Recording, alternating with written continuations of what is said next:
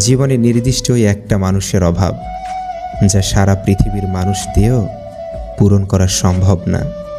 কিছু মানুষ কখনো জানতে পারবে না যে হারিয়ে ফেলার পরেও তাদের আমরা কতটা ভালোবাসি। পরিবর্তন প্রতিশোধের চেয়েও অনেক মূল্যবান। যার জীবনে চাওয়ার গল্পগুলো যত বেশি, তার জীবনে ভালো না থাকার গল্পগুলো ঠিক তত বেশি দীর্ঘ হয়। আমারও তো মন আছে তোমারই মতো, তোমারও তো জল আছে আমার চোখের মতো। ভালো তো বেসেছিলাম দুজন দুজনকে, তবে কেন জল পড়ল শুধু আমার চোখ থেকে? মানুষ প্রতিদিন তার মতো মানুষকে মৃত্যুবরণ করতে দেখে, কিন্তু তারপরেও সে নিজের মৃত্যুর কথা ভুলে যায়। সময় বদলে যায়, মানুষ বদলে যায়, শুধু বদলায় না প্রিয় মানুষটার দেয়া দুঃখের স্মৃতিগুলো। অনেকে বলে থাকে, বলতে চাই কিন্তু শোনার মতো কেউই নাই। আমি বলি, শোনার মানুষ না থাকলে বলারও কিছু থাকে না। যার 10 জনের কাছে যাওয়ার স্বভাব, সে কি করে বুঝবে একজনের অভাব? প্রচণ্ড পরিমাণ মন খারাপ হলে হাউমাউ করে কেঁদে নিও। কষ্ট না কমলেও মনটা হালকা হবে। মন খারাপের গল্প কাউকে বলতে নেই, সেই সব থেকে বেশি তোমায় কষ্ট দিবে। কেউ কারো জীবনে অপরিহার্য নয়, এই সহজ কথাটা যতদিন না পর্যন্ত আপনি বুঝতে পারবেন, ততদিন আপনি ভালো থাকতে পারবেন না। মা হলেন এমন একজন মানুষ যাকে ভালোবাসলে কখনো ঠকে যাওয়ার ভয় থাকে না। প্রথম প্রথম সবাই পাশে থাকতে চায়, পরবর্তীতে পরিস্থিতি অনুযায়ী সবাই বদলে যায়। ঘড়ি মানুষকে সময় দেখায়, আর সময় মানুষকে আসল রূপ চেনায়। বিদ্যালয় শিক্ষা দিয়ে পরীক্ষা নেয়, আর সময় পরীক্ষা নিয়ে শিক্ষা দেয়। তাই সময়ের মূল্য সময় দিন, নইলে পরে আফসোস করতে হবে। প্রিয়জনের কাছে ততটুকুই মাথা নোয়ানো উচিত যতটুকু নোয়ালে আপনার ব্যক্তিত্বে আঘাত করবে না। প্রিয় মানুষ তো তারাই হয় যারা আপনাকে বুকের কাছে জায়গা দিবে, পায়ের কাছে নয়। যে তোমাকে কোনো রকম বাধা বিপত্তি ছাড়া পেয়েছে, সে তোমার মূল্য না বুঝলেও, যে তোমাকে শতজনের সাথে লড়াই করেও হারিয়েছে, সে ঠিকই তোমার মূল্য বুঝবে। প্রায় 60% মানুষ একা একা কথা বলতে এবং ওই সব ঘটনা কল্পনা করতে আসক্ত যা কখনোই হবে না বা কখনোই তার সাথে ঘটবে না। অতি সহজে কাউকে বিশ্বাস করতে নেই, কারণ বিশ্বাসের মর্যাদা সবাই দিতে জানে না। বাস্তব বড় কঠিন, তবুও মানুষকে মেনে নিতে হয়। জীবন এত জটিল, তবুও মানুষকে বেঁচে থাকতে হয়। ভালোবাসা বড় কষ্টের, তবুও মানুষকে ভালোবাসতে হয়। পৃথিবী এত মায়ার, তবুও তাকে ছেড়ে যেতে হয়। মৃত্যু এত যন্ত্রণার, তবুও তাকে বরণ করতে হয়। যে আপন সাজে সে আপন হয় না, আর যে আপন মানুষ হয় সে কখনো অভিনয় করে না।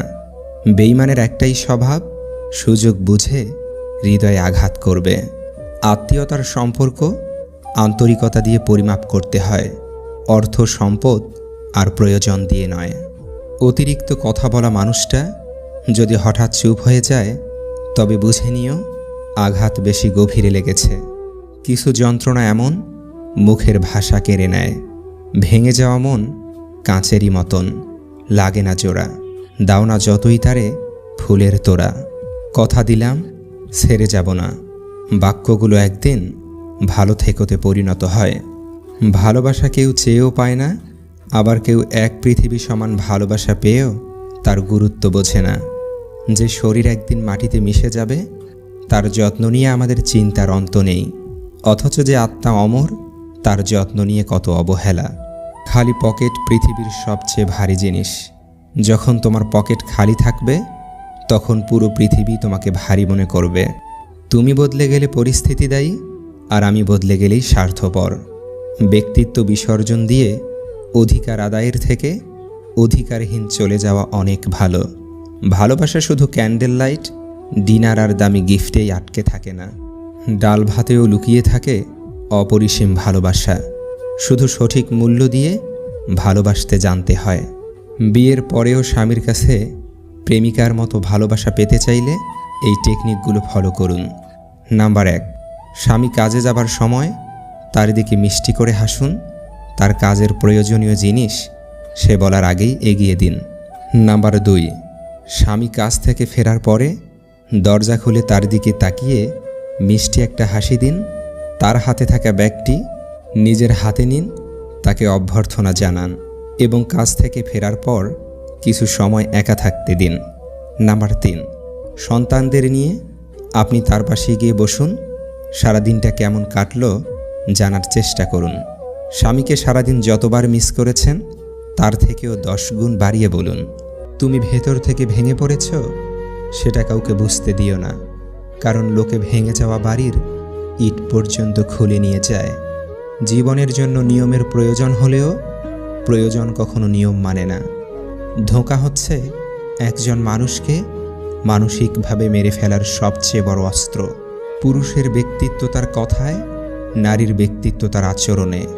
কার কাছে কে কতটা গুরুত্বপূর্ণ সেটা মুখের ভাষায় নয়, সময় গেলেই প্রমাণিত হয়। লাইফে কিছু কিছু জিনিস আছে যা একবার হারিয়ে ফেললে সারা জীবন কেঁদেও আর ফেরত পাওয়া যায় না। যে আপনাকে নিঃস্বার্থভাবে ভালোবাসবে তার ভালোবাসায় আপনার কোনো আগ্রহই থাকবে না। যে নিজের থেকে বেশি আপনার প্রতি সচেতন তার প্রতি আপনি বিরক্ত। আপনি যাকে সবচেয়ে বেশি বিশ্বাস করবেন সে আপনার বিশ্বাসের যোগ্যই না। যে মানুষটা নিজের থেকেও বেশি আপনার কথা ভাববে তাকে আপনি ভুলেও মনে করবেন না। যে প্রতিনিয়ত আপনাকে ঘিরে ব্যস্ত থাকতে চাইবে তাকেই আপনি নানা অজুহাতে দূরে সরিয়ে রাখবেন।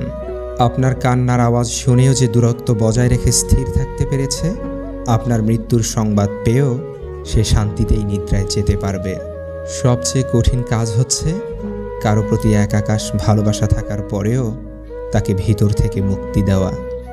মানুষ তাদের কাপড়ের সাথে জুতার রং মেলাবে, কিন্তু কথার সাথে কাজ মেলাবে না। বুকে জমা পাথরগুলো একটু সরিয়ে কিছুটা জায়গা বিশ্বাসকে দাও। তুমি দেখে নিও একদিন এই বিশ্বাসটাই ভালোবাসা নাম নিয়ে উড়ে বেড়াবে তোমার মনের আকাশে। যে সয় সেই বোঝে যন্ত্রণা কতটা গভীর। তাই অপরকে যন্ত্রণা থেকে মুক্তি দিতে না পারলে উপহাস করবেন না কখনো। প্রতিশোধ নেবার কোনো প্রয়োজন নেই, শুধু চুপচাপ বসে অপেক্ষা করো। যারা তোমাকে আঘাত করেছে তারা নিজেরাই শাস্তি পাবে।